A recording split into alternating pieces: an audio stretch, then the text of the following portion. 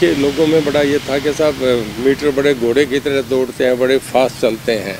वो लोगों ने अपने आप ही प्रज्यूम कर रखा था। उस बात को तोड़ने के लिए एक नए ऑप्शन जिसमें बड़े अच्छे आ गए। ये हमने 10 लाख मीटर का ऑर्डर करा था, जिसमें 3 लाख मीटर अभी लग गए। हमने गुड़गांव, आपका फरीदाबाद, करनाल, पंचकुला 4 स्टेशन चुने हैं जहाँ ये लगाए हैं। और उसमें जो बढ़िया है वो ये है कि एक तो उसमें प्रीपेड मीटरिंग की भी फैसिलिटी है। आप पहले आपने बिल भर दिया, आपका उतना चलता रहेगा, आपको दिक्कत नहीं दोबारा चेक करने की।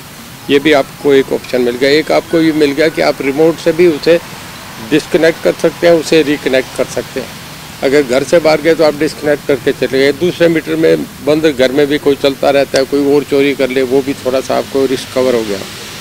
ऐसे ही आप उसे रिकनेक्ट कर सकते हैं। तीसरा, मीटर रीडिंग जो हमारे हेड ऑफिस में कभी भी हम चेक कर लें, उसमें मतलब टोटल ट्रांसपेरेंसी है, उसमें कहीं आपको ये नहीं है। उसे सोलर पे भी आप चेंज ओवर कर सकते हैं, अलग मीटर लगाने की ज़रूरत नहीं है। तो ये इसका बहुत फ़ायदा है जी। तो 10 लाख हमारे लग गए और 20 लाख, 3 लाख लग गए, 10 लाख हमने लगा रहे। जैसे ये लग जाएंगे 20 लाख मीटर हम और लगाएंगे, फिर उससे हरियाणा के अगले स्टेशन कवर करेंगे। फिर ज़रूरत पड़ेगी तो अकॉर्डिंग टू सिचुएशन हम अपना कर लेंगे। बाबा राम को लेकर ये खबरें चल रही है कि उनको और जो है उनकी जो पैरोल है वो बढ़ा दी गई है। मेरे ख्याल में जिस दिन पैरोल मिली थी उस दिन से लेके अब तक केवल एक ही चर्चा आप लोगों में ज़्यादा रहता है, बाबा राम रहीम का।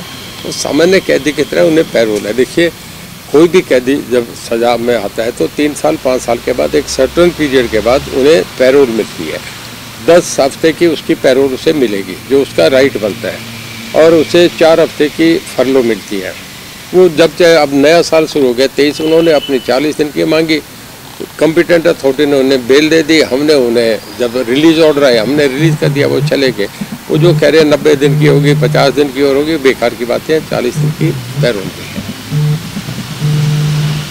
जो प्रीपेड मीटर लगाने की क्या इसमें किसी तरह की छूट देने की बात करती है? नहीं, इसमें कोई छूट देने की बात नहीं है। देखिए, एक हमने ये करा था कि जो कोविड के दौरान जो सरचार्ज लग गया था, जो मीटर रीडर जो करता था वो जा नहीं सकता था, घर घर जाने से मना हो गया था। वो भी अपने इत्तेफाक से प्रिकॉशन भी कर रहा था, लोग भी नहीं आने दे रहे थे। उन दिनों में जो सरचार्ज लग गया था वो हमने टोटल माफ़ कर दिया। वो 31 जनवरी तक बढ़ा दिया। उसके बाद पहले हमने 3 महीने दिया, फिर एक महीना 2 बार फिर बढ़ा दिया। अब 31 जनवरी तक जो सरचार्ज है वो माफ़ है, बाकी अपना बिल वो जो बेसिक अमाउंट है वो पे कर सकते हैं। तो थर्मल प्लांट्स लगने थे, यमुनानगर के अंदर थर्मल प्लांट का था, क्या कुछ रहा उसकी क्या? देखिए, ऐसे थर्मल प्लांट वाकई ज़रूरी भी थे। हमें एक दिक्कत आती है, इस करके थोड़ा हमने स्लो प्रोसेस करा हुआ था कि हम ज़्यादा NCR में आते हैं। सुप्रीम कोर्ट की गाइडलाइंस हैं, कुछ NGT की गाइडलाइंस हैं कि इसका जो आपका इससे नवंबर से लेके फरवरी तक पॉल्यूशन का बहुत दबाव रहता है, क्योंकि हम बॉर्डर NCR में आते हैं। सारा हरियाणा काफ़ी आधे से ज़्यादा आता है। तो पानीपत का जो हमने फरीदाबाद बंद करा, पानीपत का झाड़ली का अल्टीमेटली कभी हमें ये भी स्लो करने पड़ेंगे। ये करके हमने जो नया स्टेशन चुना है वो यमुनानगर, क्योंकि जो आपके पावर क्राइसिस है उसमें ज़रूरी हो गया कि हम पे अपनी पावर भी होनी चाहिए। तो हमने 850 मेगावाट का एक अभी यमुनानगर लगा रहे हैं। इसमें हमें कॉस्ट भी कम पड़ती है, कोई आप 5 रुपये के आसपास, 4.5-5 रुपये के बीच में पड़ती है। और जो ये आपकी सोलर की है वो 2.5 और 3 के बीच में पड़ती है। तो मोस्टली तो हम सोलर पे जा रहे हैं, उस पर बड़ा तेज़ी से शिफ्ट कर रहे हैं। हमारे पिछली मीटिंग में CM साहब का भी ये हमें डायरेक्शन था कि आप दिन में जितने ट्यूबवेल हैं उन्हें सोलर से चलाओ। तो अब लग रहा है मेरे ख्याल में अभी 2-3 दिन में हम काफ़ी ट्यूबवेल जो है वो दिन में शुरू कर देंगे। एक तो रात को, दिन में किसान को पानी दिखता है कि सामने लग गया, उस किनारे तक पूरा गया, रात को वो नहीं हो सकता। नंबर 2, जो रात को अंधेरे में पानी लगाने में दिक्कत आती है, दिसंबर जनवरी में तो खास करके ठंड होती है। तो ये करके फिर हमने सोलर पे ज़्यादा से, उससे हमारी कॉस्ट भी कम आती है। हमें कोई 2.5 रुपया 3 रुपये के आसपास पर यूनिट पड़ेगा। दूसरी जो हम लेके देते हैं, आजकल 5-6 रुपया चल रही है। जब बहुत, जैसे पिछली बार क्राइसिस आ गया तो 12 रुपये मीटर भी, 12 रुपये यूनिट भी लेके देनी पड़ी। तो उससे थोड़ा सा हम देखते हैं हमें इकोनॉमिकली भी फ़ायदा इस करके सोलर पे ज़्यादा। फिर अगला ज़माना सोलर का ही आ रहा है। अब दूसरे जो कंट्रीज है सभी में सोलर का, राजस्थान पूरा सोलर से कवर हो रहा है, महाराष्ट्र बहुत कवर हो रहा है, मध्य प्रदेश बहुत कवर हो रहा है। तो हम भी सोलर पे देखिए, मैं आपको एक लेटर दिखाऊंगा। पिछले साल की मैं बात करूँ अप्रैल में एकदम तेज़ी से जो है वो गर्मी बढ़ गई थी, कंजप्शन जो है बिजली का ज़्यादा बढ़ गया था, तो उसको देखते हुए इस बार गर्मी पहले वो लाइन लॉस का कह रहे थे, मैं बताता हूँ आपको। अभी एक लेटर दिखाता हूँ मेरे पास। R.K. सिंह जी ऑनरेबल हमारे कैबिनेट में थे भारत सरकार के, उन्होंने लिखा उसमें एक पैरा पढ़ने वाला, अब यू लव दैट पैरा, बहुत अच्छा लिखा उन्होंने कि मैं आपको लेटर दिखाऊंगा। उसने लिखा है it's a wonderful achievement of the Haryana government कि they reduce the line loss from 17% to 13%। 4% कभी एक साल में लाइन लॉस कम नहीं होता। बहुत अचंबा है, ये आश्चर्यजनक है। तो वो हुआ है, मैं आपको अभी दिखाऊंगा, मेरे पास पड़ा है। तो लाइन लॉस हमारा काफ़ी कम हुआ है जी। अब हम 13.5 पे आ गए और कोशिश रहेगी कि इसी टेन्योर में, हमारा भी 1.5 साल पड़ा है, 1 डिजिट पे ले आएंगे। 1 डिजिट पे आना मतलब एक मेरे ख्याल में गुजरात में, बाकी कहीं भी देश में नहीं है।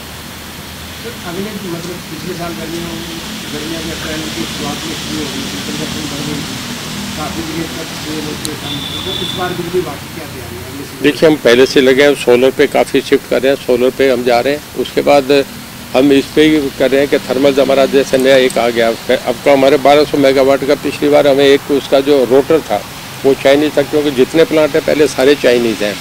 उसमें वो होने से हमें एक साल वो नहीं है। उधर अडानी का 1400 मेगावाट हमें कम हो गया, 1200 वो कम हो गया। फिर भी हमने महंगी लेके चलाई, हमारा अपना प्रॉफिट भी भूल गए कि महंगी करके भी लोगों को बिजली देनी थी। तो वो अब हम नया 800 का लगाएंगे ना जी। उधर हमारा 1200 चल गया, तो हमारा 2000 मेगावाट तो यही होगा। कुछ सोलर पे चले जाएंगे, हमारी 12-12.5 मेगावाट ये तब तक 13,000 हो सकती है। तो हम इसे मीट आउट कर लेंगे। को लेकर विशेष छूट देने की बात की गई थी सर गणतंत्र दिवस हाँ, पर, कितनी ऐसा है और कैटेगरी वाइज अगर बात करें तो कितने? नहीं, अभी हमने ऐसा कैलकुलेट नहीं करा। एक फंडामेंटली ये तय करा है कि जिनकी 15 साल से ऊपर है 20 साल तक, उन्हें 90 दिन की, जिनकी 15 और 10 के बीच में उन्हें 60 दिन की, और जिनकी 10 से नीचे है 5 में, उनको हम 30-30 दिन की दे रहे हैं। और अगर किसी की सज़ा ज़्यादा रहती है तो उसे वो मिलेगी, वो कट के बाकी दिन रहेगी, वो काट के चला जाएगा, जिसकी होगी उसे वो चला जाएगा। ये बहुत बड़ा रिलीफ है। और इसमें भी कुछ हैं जो रेपिस्ट हैं, उन्हें नहीं दी जा रही। जो जिन्होंने एक औरत का मर्डर करा और उसके पेट में बच्चा भी है, डबल मर्डर हो गया, तो ऐसे कुछ ऐसे एक्सेप्शन हैं जो अब बहुत हार्ड क्रिमिनल है, प्रोक्लेम्ड ऑफेंडर है। ऐसे आदमियों के लिए वो एक हमारी कमेटी बनी है, वो तय करके तय करेगी। कब तक मिल जाएगी सर? जिनका कंडक्ट बहुत बढ़िया है, जो पैरोल पे गए, समय से आ गए, और जो अंदर भी कभी उनके खिलाफ कोई झगड़े की ऐसी शिकायतें नहीं आई, ऐसे लोगों को सबको देंगे। कब तक मिल जाएगी? बस अब तुरंत कर देंगे। हम किसी को जब मौका मिला उसे क्यों करें। 26 तक का था, अब ये फैसला हो गया तो सभी स्टूडेंट को कह दिया जाएगा कि अपना कैलकुलेट करें, उन्हें करने का करें। तो वो प्रोसेस में से उतना टाइम लगेगा, वो लगेगा। ठीक है सर, ठीक है। देखिए, उसमें ऐसा है जी कि गोली जो चली है एक, ये तो तकरीबन सब लोग मान रहे हैं। अभी वो एस्टेब्लिश होगा जब वहाँ लैब से आ जाएगी रिपोर्ट पर। वैसे जो गोली की है ना, वो ये लगता है SLR की है। SLR टोटल वहाँ 27 है पूरे डिस्ट्रिक्ट में। हम सभी की सभी 5-5 रोज भेज के चेक करवा रहे हैं कि फायर किस सुबह निकल आएगा। अब वो कहाँ से अंदर जेल से नहीं है, ये तो एक पक्का है। वो जो गोली जाती है वो 1 से 1.5 किलोमीटर दूर जाती है। अगर उस गोली में SLR की गोली इतनी पावरफुल बुलेट होता है कि 3 आदमी सामने खड़े थे तो तीनों से ही चीर के निकल देगी, पूरा शरीर खोल देगी। और वो जो गोली आके उसके है ना, औरत के जो लगी है उसके पैर में लगी है। जो एक्सपर्ट का ओपिनियन है कि अगर वो 20 फुट दूर होती तो गोली 20 फुट पहले गिर जाती। वो लास्ट किनारा था, उसके 5-7 फुट और आगे जा सकती, तो पैर में रहेगी। जो 3 आदमियों को क्रॉस करके खाली उसके पैर में रुक गई हो, तो ये समझो कि उसका रास्ता बहुत दूर से आई है, 1-1.5 किलोमीटर से आई है। हमारे 3 तरफ जो हैं दीवारें, उनके साथ ही बैरिक शुरू हो जाती है। जिस तरफ लेडीज़ है उस तरफ बीच में गैप काफ़ी है। तो कई बार आप फायर ऊपर करो तो आखिर उसने आना तो ज़मीन पे है ना, ग्रेविटी है। नीचे ज़मीन में कोई भी चीज़, पत्थर भी फेंको नीचे आएगा। तो गोली नीचे जो आके गिरी है वो उसके यूँ लगी है। रिपोर्ट का, हाँ, रिपोर्ट का। और ये जो SLR हम जो चेक करवा रहे हैं कि किससे फायर हुआ, वहाँ टोटल जिले में शायद 27 हैं टोटल, वो सारी चेक करवा रहे हैं। उसमें जिससे फायर हुआ होगा उसमें हो जाएगा, फिर पता लगेगा कहाँ से हुआ।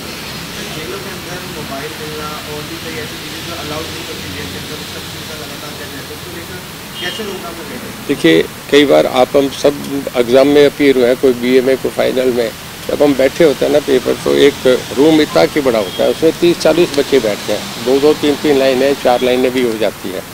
और वो विजिलेंटर जब घूमता है तो उसकी पैरों की आवाज़ से ये पता रहता है कि गया, और जब वो घूमेगा तो अभी ये भी पता लग जाएगा कि कब इस गली इस लाइन में आ गया। वहाँ भी बच्चे ये करेंगे कि जी ये क्वेश्चन पेपर है, ये आंसर शीट है, इसको जोड़े रखेंगे, जब आएगा तो क्वेश्चन पेपर उससे मिला लेंगे, फिर जाएगा तो वो कर लेंगे। आप कभी भी ऐसी चीज़ें चेक नहीं, जहाँ 60 एकड़ में जेल है, 100 एकड़ में जेल है, उसकी चारदीवारी 15-15, 20-20 एकड़ दूर तक गई है। कोई भी आदमी अंदर के भी मिले हो सकते हैं, कोई छोटा मोबाइल है, कोई दीवार के ऊपर से फेंक सकता है। पर काफ़ी हमारी कोशिश रहती है, कहीं ऐसा कैदी कोई पकड़ा गया जिसके मेरी तो उसे दूसरी जेल में शिफ्ट कर दिया, उसे चक्की में भेज दिया, तो बहुत कुछ चेक हुआ है। पर हमारे इक्का दुक्का मोबाइल की घटनाएं हुई है, इससे ज़्यादा नहीं हुई। चाय आ गया, आप चाय दो।